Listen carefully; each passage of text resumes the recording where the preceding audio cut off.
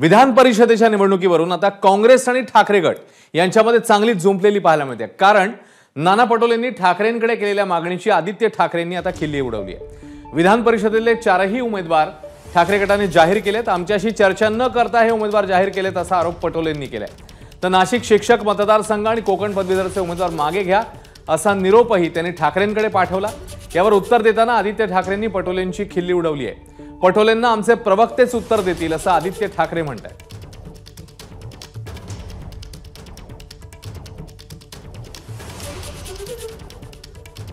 उमेदवार होते ते उमेदवार मग आता तुम्ही देणार का या विधान परिषदेला? नाही, आम्ही मुंबईत कोणी उमेदवार दिलेला नाही आहे। त्याच्यामुळे मुंबईमध्ये त्यांनी सांगितलं की आम्हाला माहित होतं की मुंबईत त्यांचा इंटरेस्ट राहतो जास्त, त्याच्यामुळे तो काही भाग नव्हता। पण आता परस्पर त्यांनी आता उमेदवारच जाहीर केलेले आहेत। आम्ही सगळेजण महाविकास आघाडी म्हणूनच लढलं पाहिजे अशी भूमिका काँग्रेस पक्षाची आहे। नाना पटोलेंनी एक आरोप केलेला आहे की विधान परिषद निवडणुकीमध्ये 4ही उमेदवार शिवसेनेनं आहे। नाही, मला वाटतं त्यांना आमचे प्रवक्ते उत्तर देतील। नाना पटोलेंनी एक आरोप केलेला आहे की विधान परिषद निवडणुकीमध्ये 4ही उमेदवार शिवसेनेनं आहे। नाही, मला वाटतं त्यांना आमचे प्रवक्ते उत्तर देतील। एबीपी माझा, उघडा डोळे बघा नीट।